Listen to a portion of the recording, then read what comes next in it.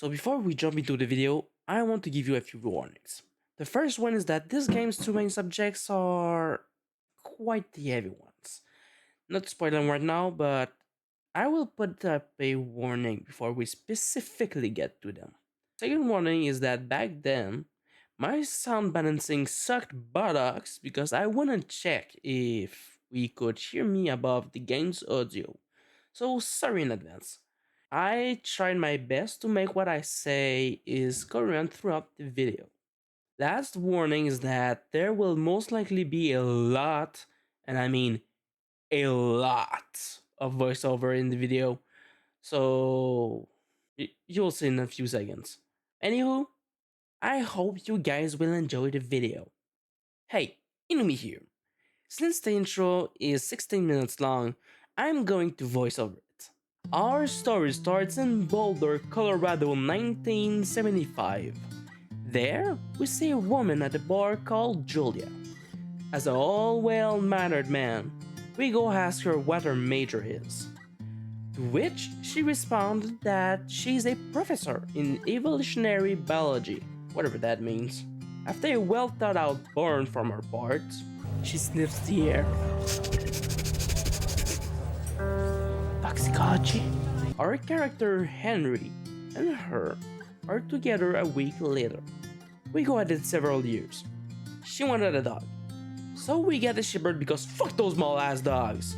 We think about kids and getting married. Obviously, as all couples, there's some rough time, like almost getting mugged, but we get through it. We almost get mugged? In 1984, Julia was offered a job at Yale. You know, isn't the university founded in 1701, third oldest higher education in the US, and one of the 9 colonial colleges? I'm saying that as if it was awesome. Trigger warning, this is where we get the first big heavy subject. Again, if you have a hard time dealing with these, especially when it's tried to be handled with comedy, leave. I'm serious. Leave. You've been warned. Anyway, that's where things start hitting the fan, because she gets sent back home due to having an episode. You see, she crashed out on one of her colleagues before taking books important for her research. In a certain way, kind of valid, right? I mean, researchers need their books to do, well, their research. The thing is, 2 days prior to that, she happily loaned them to the person she crashed out on. Oh boy. So you two go talk to a specialist about that episode, and that's where we learn that Julia might be suffering from early onset dementia. She's only 41. At first, things are fine. But of course, things end up getting a whole lot worse. After 3 years, she gets sent back home permanently. At the beginning, our character and Julia wanted to keep this a secret. But at this point, it was bound to raise some eyebrows, not gonna lie. So we told our family about it. After some time, Julia's nurse, Daniel, suggests that we put her in a full-time care facility. Now, obviously, we need to take care of her. That means attending to her and her needs, which some of these, such as water and food, need money to be obtained, which in return means that we can be there for her 24/7. On hindsight, that should have been the good option.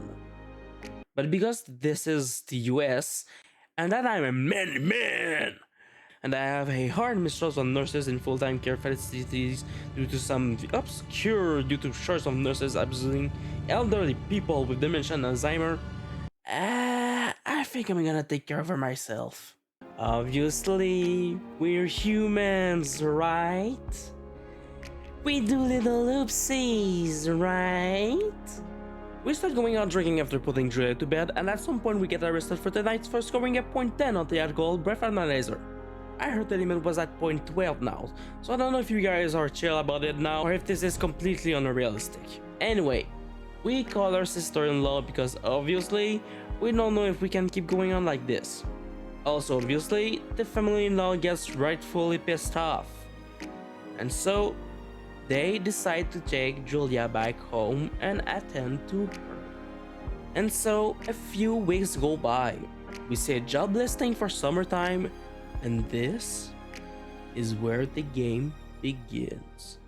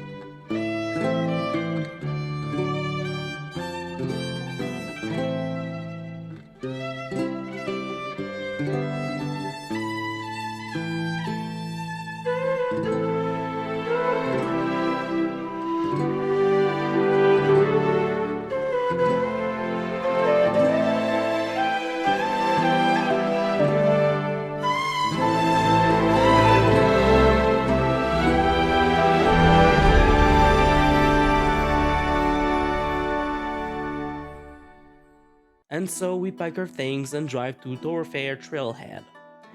There, we hide to our new home for the next 3 to 4 months, the Two Forks Tower.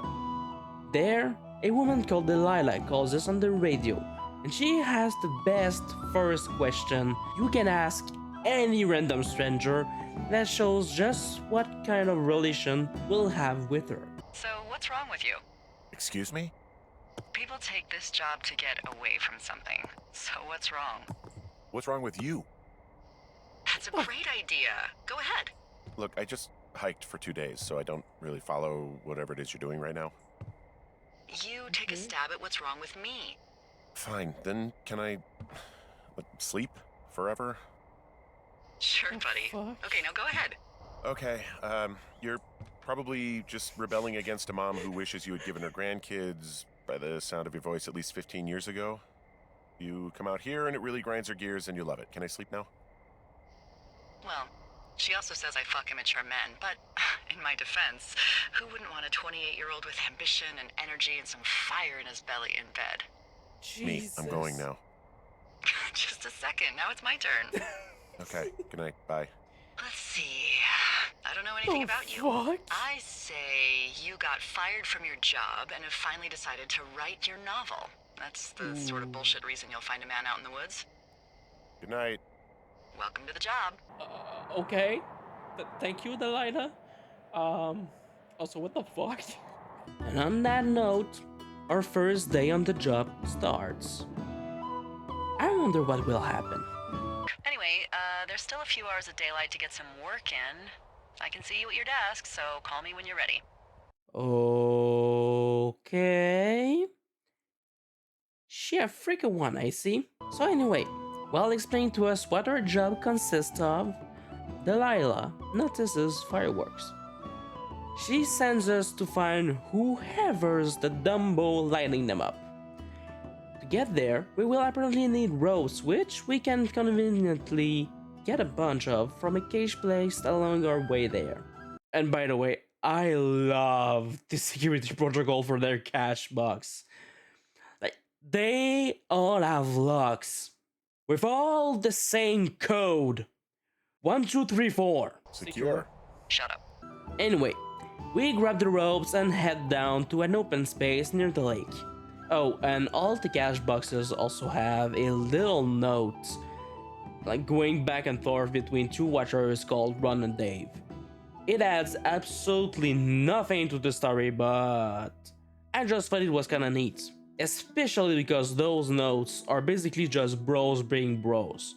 I don't even know how I could really help you. Anyway, we're coworkers, you know?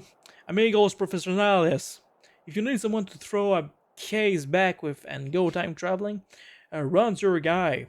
Yeah, but I'm good. I'm not great with the life stuff, you know. You get it. But anyway, later, Ron. Dave, who's going out with Debbie next week? No, that shithill Steve. It's your man, Ron. Once there, we see just how trash the area is.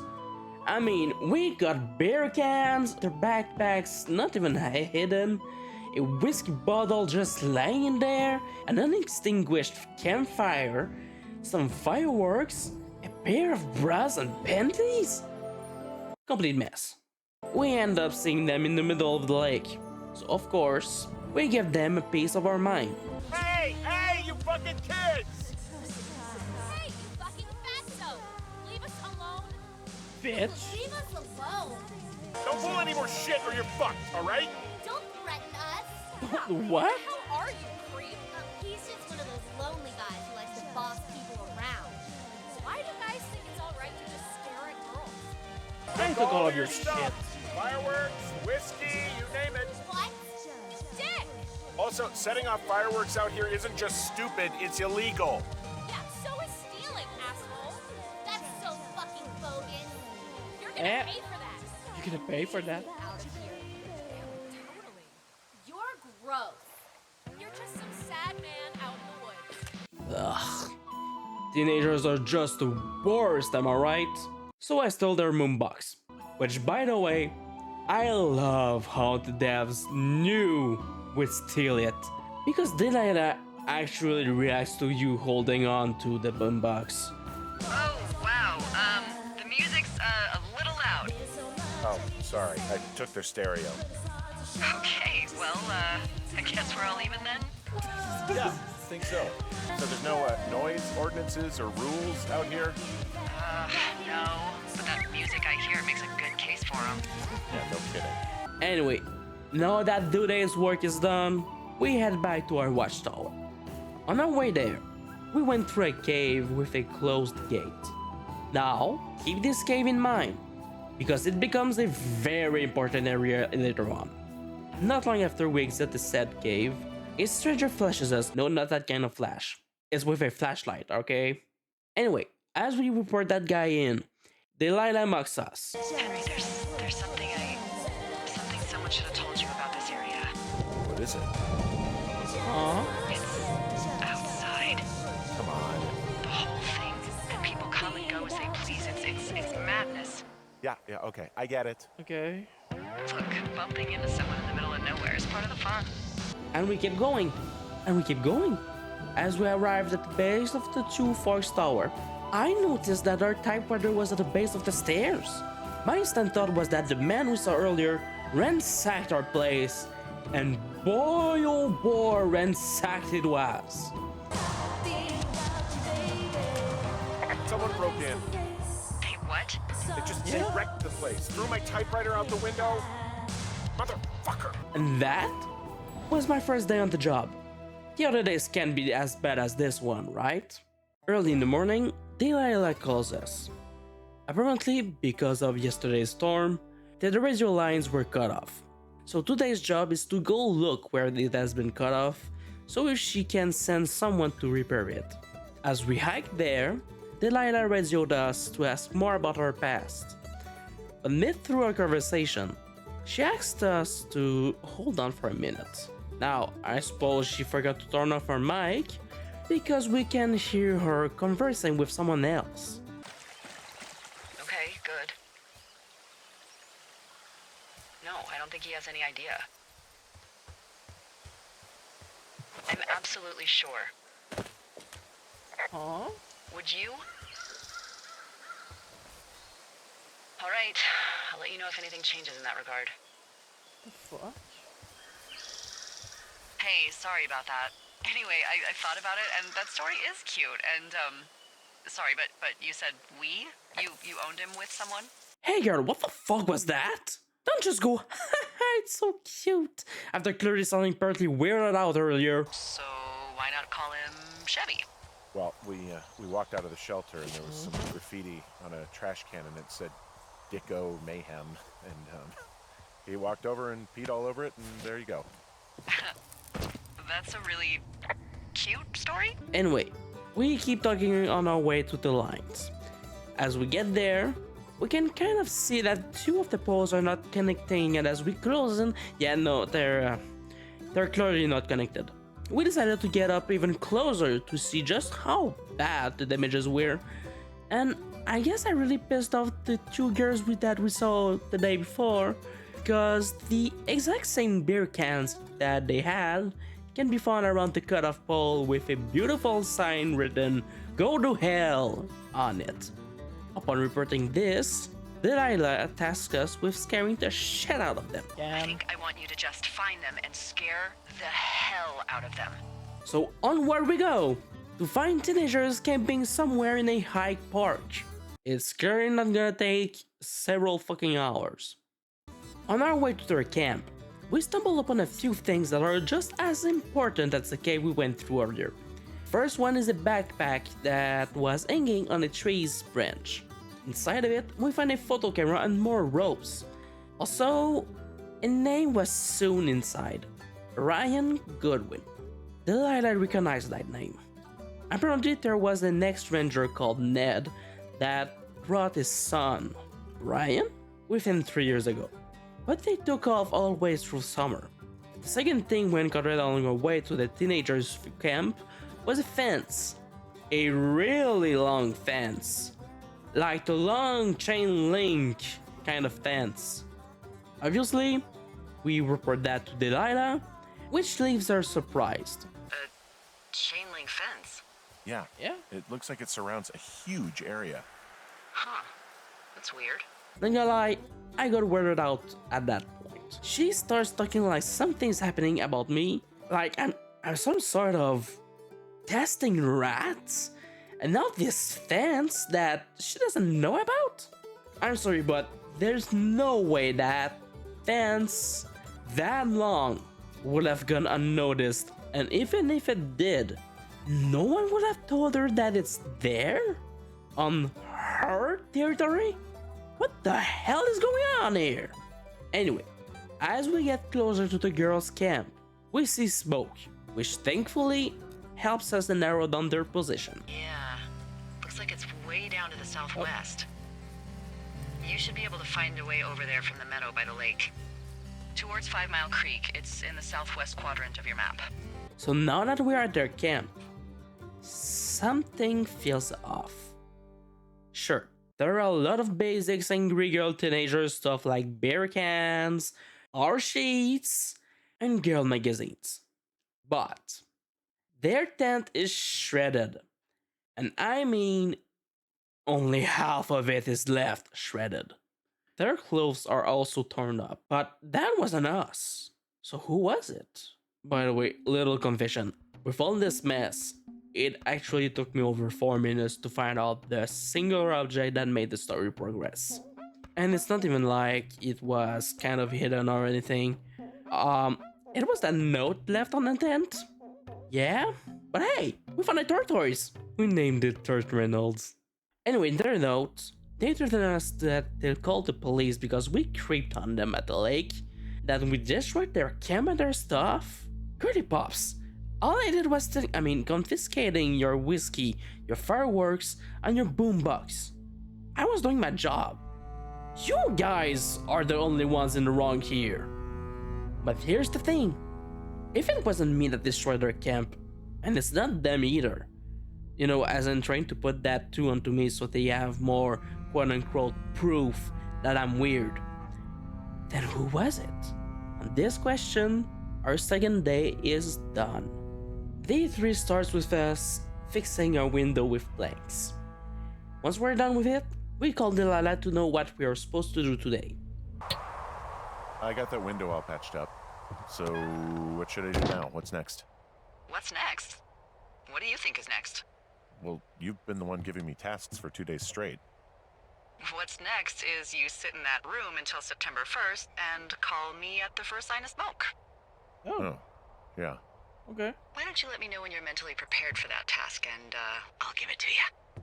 Okay, I think I am ready to tackle my long-term commitment of keeping this national forest safe from total destruction.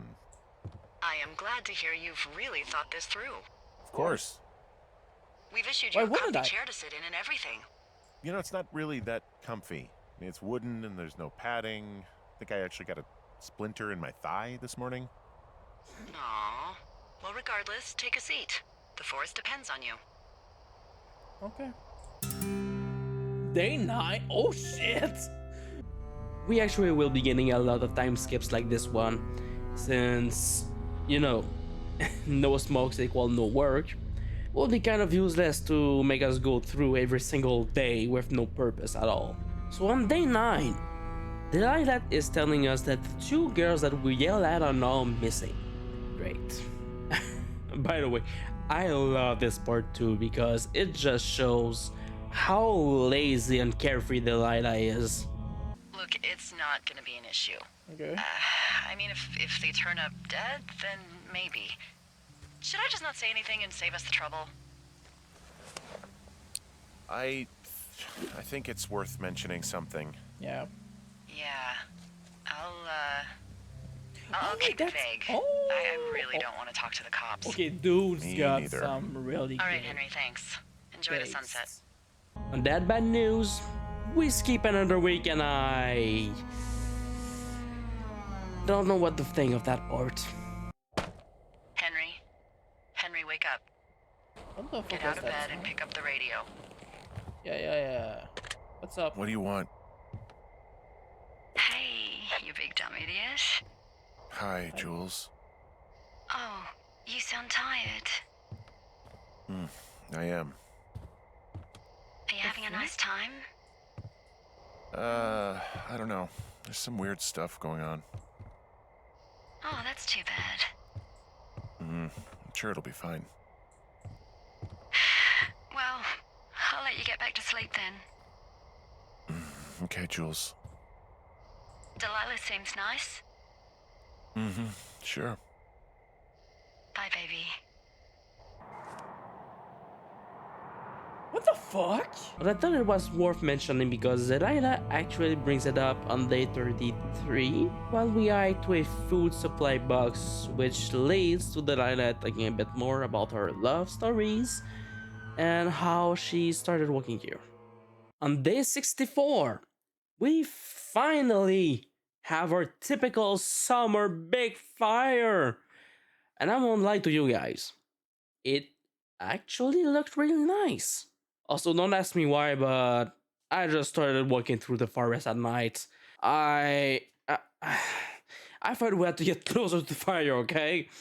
Anyway, that night gave us some character development because... Okay, I'm looking at it again. I love how they look at night. During the day, it's just smoke, but when the sun is down, you can just get lost. Yeah. I'm glad you're here. Me too. Good. I don't talk to the other lookouts as much as I talk to you. Not in the same way. I Okay. know it's probably been a while since you've connected with someone the way we have. I don't mean to get all heavy, but it's been really nice. I Okay. wish I was over there. I wish you were too. We could sit outside. We could talk without these radios. We could, you know, What would we do? What could we do? well, let me tell you. And on that note, night 64 ends. Hell yeah. Today we decided to go fishing without the license, but shh, don't tell anybody. While being at it, Delilah asks us to keep an eye out for bear tracks. Sure, no problem. Remember me fondly. You are such a drama queen. can't believe I'm gonna leave this planet as a pile of bear shit. This is where things start getting really weird.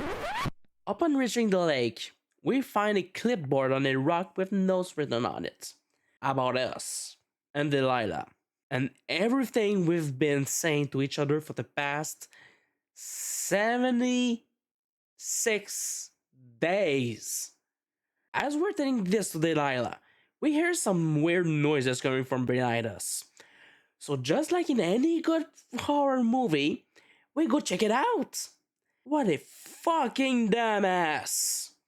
Checking it out will lead us to get smacked down. Obviously.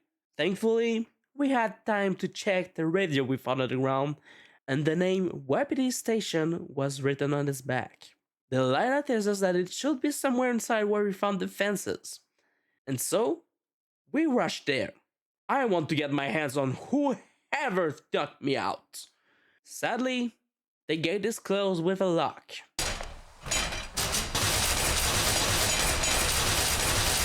Let me in! Let me in! Ah! Shit. And so Delilah directs us towards the firefighting that are stationed south of our lookout, so we can ask them to help us with the gate or something. Sadly, once we get there, there's not a single soul inside. They already departed. But we found a Pulaski. Now, if the person who knocked me out comes back, I'll be able to chop off their legs. After picking up the axe, we find a note where it is written that Wapiti Station is a research site. We decide that it is enough for one day, and so we head back to our lookout after Delilah tells us that we should stay put until she calls us back. Holy fuck. Obviously, being a man, we don't fucking listen and tries to call her for at least 6 hours.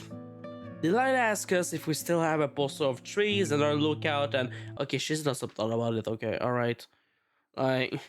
There's a region called Cottonwood Creek, and she's trying to tell us to go there by pointing out the tree's name on that poster. Yeah. So we went there to find the cache, and thankfully, she changed the code. Find it and open it. I changed the code. It's 5678. Are you kidding me? I was in a rush. Inside the box, we find the little surprise she left for us. Brand new radio! That way, no way someone's gonna be able to listen to us, right? Now that we're geared up, it's time to head back to the Wapiti Station. You remember how I said that Delilah was lazy? Yeah, so on our way there, Delilah tells us that she decided to file a false report stating that we know jack shit about the two girls and we never saw them. Now, it sure is bad, but without proof that we in fact did know about them, it wouldn't be that much of a problem.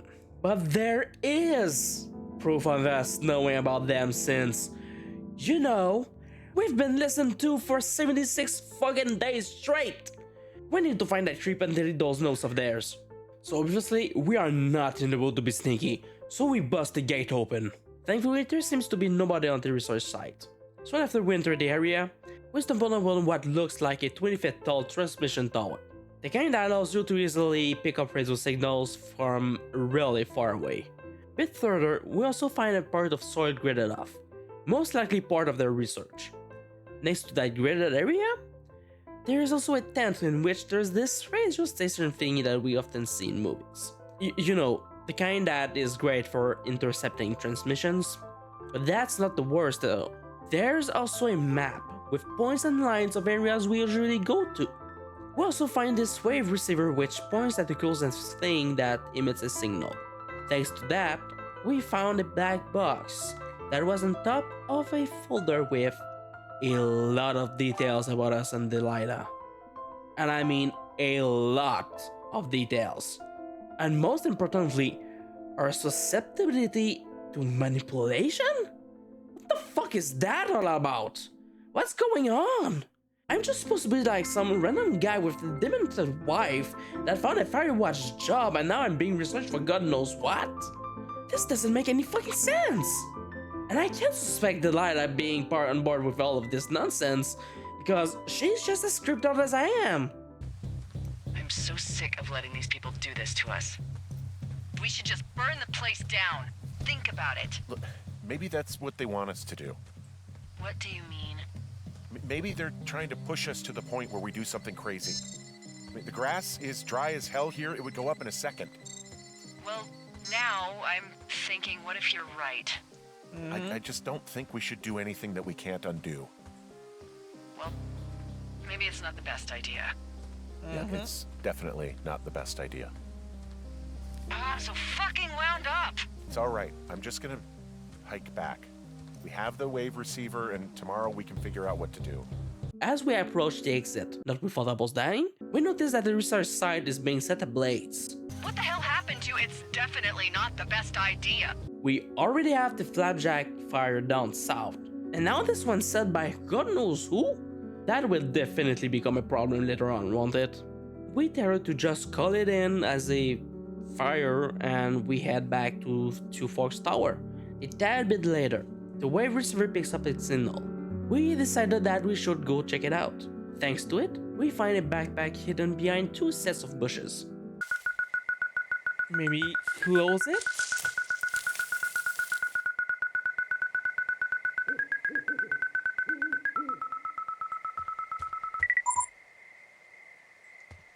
I am so much getting fucked over. I swear to God. Oh, fucking course. What were we expecting? Of course it was trapped. Anyway, do you guys remember the closed gate in the cave? Yeah, so we find the key that was supposedly lost 3 years ago by DB attached onto the backpack. Which means that whoever is stalking us has been holding onto them for the past 3 years. Anywho, we decided that it'd be best to head back to our tower. On our way back, Delilah sees this man standing in our lookout. We're in the middle of the woods. That cannot be us. So we start rushing there. I'm going. As we approach our door, we see a Walkman taped onto it.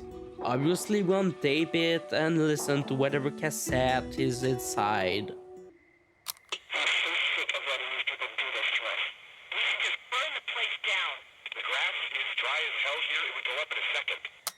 No! Okay, we are beyond stalking now. And obviously that's how day 77 ends. What the fuck, man? Day 78 starts on the good foot. Apparently someone usurping my identity called on to look out and said that Delilah had more info about the Wapiti Meadow fire. So, to find who's stalking us, we finally decide to head for the cave.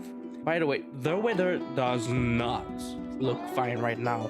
So not only are we out of options, we're also out of time. We unlock the gate, and after making sure our character doesn't leave them in the hole, we get locked up. What the hell? Is this thing working?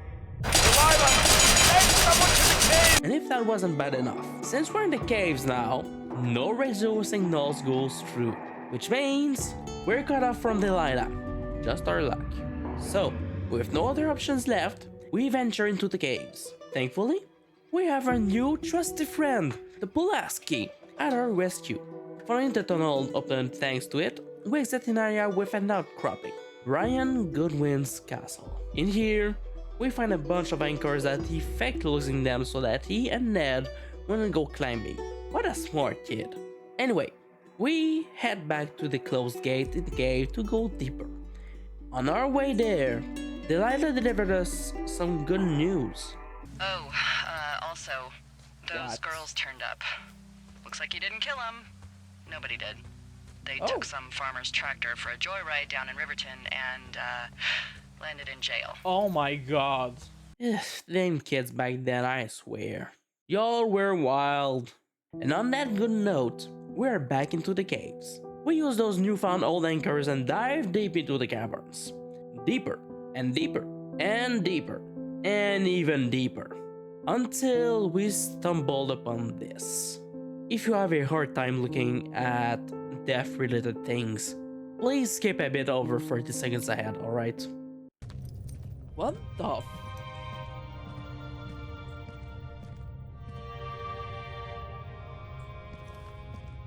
Are you... Oh, God. You're Brian Goodwin. fell.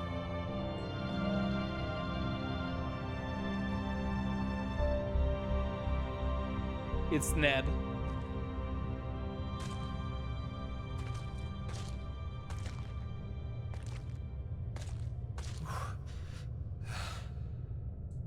Now, I want to give a theory that I had brewing up in my mind back then. So, up until that part, I wasn't sure if the stalker was Ned or Brian. Delilah described Ned as being kinda weird and also very cautious towards strangers. Them thinking of Midsummer will probably be hiding somewhere for some reason. Hence, when we come along 3 years later and run around, we could have fallen on them at some point. He would have made sure that it wouldn't happen. Hence, why he would need to monitor us in such depths. Brian, on the other hand, was the one mostly communicating with Delilah. As a kid, he could easily have developed feelings for her. She sounded tender towards him while talking about Brian after all. So obviously, us coming along and getting real close to her could, have stirred up something in him. Something that would make Brian try to worsen our relationship. But now that we've discovered Brian's corpse, it had to be Ned. And hence, here's what brewed in my mind right after it. Clearly, it looked like an accident. So my hypothesis was that since back in Brian's shelter, Delilah told us that another lookout once saw Brian waving at hydroplanes, Ned wanted to make sure it doesn't happen again, especially while they were climbing. So his best option was to go into the caves. For that, he needed the keys for the gate, which he borrowed. Once inside and being in low light, Brian misplaced his anchor. Either that broke the wall leading to a rock slide with his body within the rocks, or the anchor broke after he lost grip and fell slightly, putting weight onto it. Both cases will be leading him to his death. Losing his only family left, Ned didn't know how to act. So he decided to act like a coward and hid, with the key, with Brian's belongings, without telling anything to anyone. Ned and Brian were in our tower 3 years ago. The key disappeared 3 years ago. Us being so interested in the cave would be a problem if something secret was hiding there. It all links together. Ned has been trying to create problems big enough so that we don't look into the cave in any way. So, it is with heavy hearts that we dive deeper into the caves, leading us back to its entrance gate. As we exit the cave, we can clearly see the weather going absolutely shit. Here's the clip. What Hey, the D. fuck? There you are. I've been worrying my ass off. You need to call search and rescue. What? There's a body in the cave. It's Brian Goodwin. Gotta be fucking kidding me. How does that... Who does? What? I don't... How? Climbing, I think, or made to look like a climbing accident. Mm-hmm. Whoever is out there did it. They killed him. Can we just put this stupid shit aside for a minute? That boy is dead. He was just a sweet kid. They didn't kill him, okay? Why kill a boy? Cause he knew too much? I don't know. I'm sorry, Delilah. I'm so sorry. He'd be alive if I had told someone he was out here. I don't know where he'd be, but I can assure you it would not be rotting at the bottom of that cave. There's nothing to say. Hike back. I think we're leaving tomorrow anyway.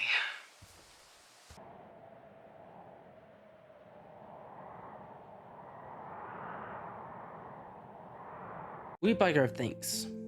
Delilah tells us that both the Flapjack and Wepty Meadow fires merged together, which explains why the weather has gone so bad within only a few days. While we're talking to her, the wave receiver starts beeping, meaning that it is picking up a new signal. So we decided to follow it. Now's like not really the time, you know? We gotta get the fuck out of there or we'll choke on the smoke and be burned to a crisp. Anyway, we follow to beeping while Delilah coordinates with the evac team so we don't get left behind. We end up finding what gave the signal. It's a tape. Ned recorded something for us. He's basically telling us why he acted the way he did. The rope Ned attached the tape to led us to his shelter, where he was monitoring us. We looked around it. His tall back, the boombox, had a bunch of batteries and a radio base station. Everything that could be tinkered to intercept radio signals. Now that we finally know for sure who was behind it all, we can finally get out of this hell. This is going to be the last one. So say it with me! On our way there, Delilah starts talking to us about how she's feeling, about now knowing what happened. I will leave the whole clip so you guys can, get how frustrated she felt about all of this. I think that Ned loved him. I don't want to hear it. He obviously didn't want to forget him. He just didn't know what to do. Henry, not knowing what to do isn't okay. When you're supposed to look after someone, You figure it out. Yes. And Ned Goodwin is a shithead who is incapable of figuring anything out. Sorry. God, it would have been so easy to tell the truth and have him sent home. I can't stop thinking about it. You didn't do anything wrong. You said it yourself. It was Ned's job to look after him. Yes, I did. And now I've got to decide whether I tell people that he's down there so they can retrieve the body or not. And if I do, I'm going to be asked about Ned Goodwin. Yeah. D? Oh, fuck. Is that a helicopter? Yeah, hold on. Hey! No, there's one more. Yes, here, yeah. Yeah, he's coming. Jesus. Okay, 1 second. Hey, they're here, but they're making rounds. They'll come back. I think I'm gonna go with them.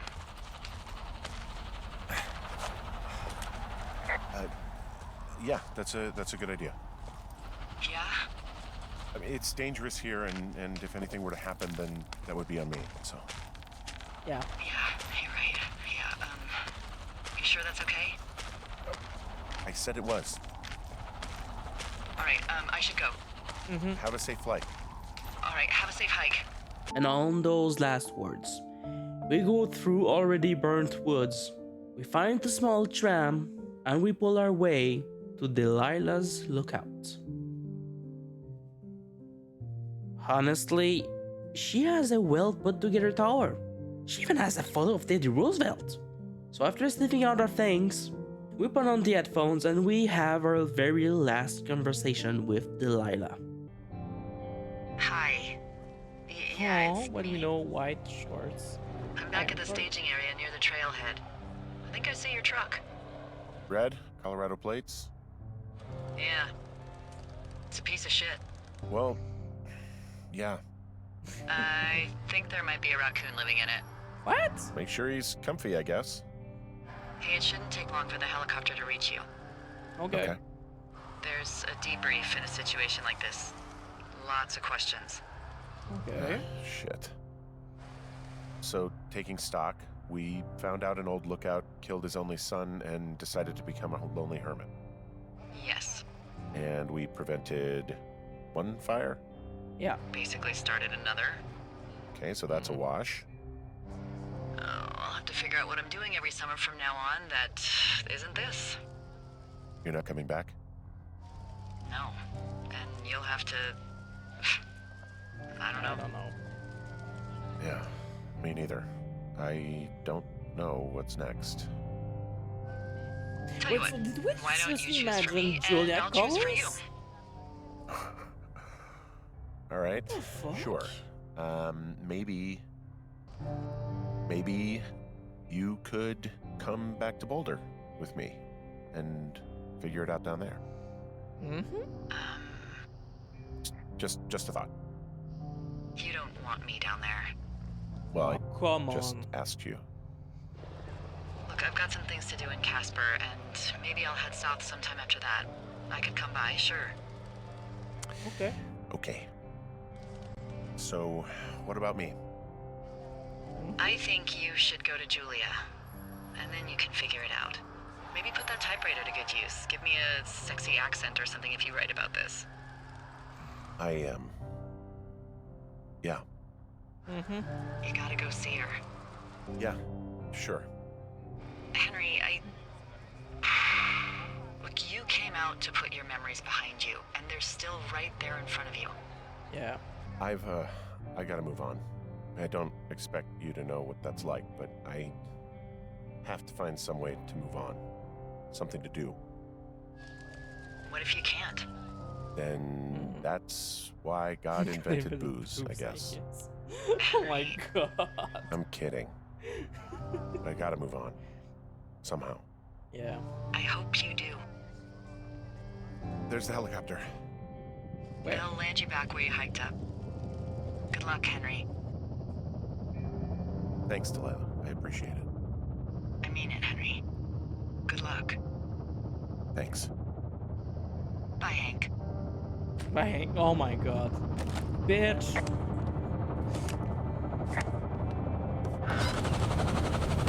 And on those final words, we leave our lookout. We leave Thoroughfare Trailhead. We leave 79 days of good times, of bad times, of being stalked, of being creeped out, of what seemed to be a brewing summer romance. This was Firewatch, a game about a guy whose wife has dementia, who decided to pick up a job far deep into the woods to disconnect from everything, and who ended up being tangled into a father's denial in a morbid mystery. I want to thank Campo Santo and Penny King for making this game. I hope that I did it justice with this video, because I sure know as hell that I did not when I streamed it early January last year. Editing this taught me that sometimes, especially on games like this, I should probably take more time to look at the scenery. As of writing this script, I don't know how long the video will be. So if you've watched it through it all, I also want to thank you, the viewer, for putting up with me, and I sure hope that you enjoyed the video. Like and subscribe so it could be recommended to others. Well, it's gonna be all for today. Ah!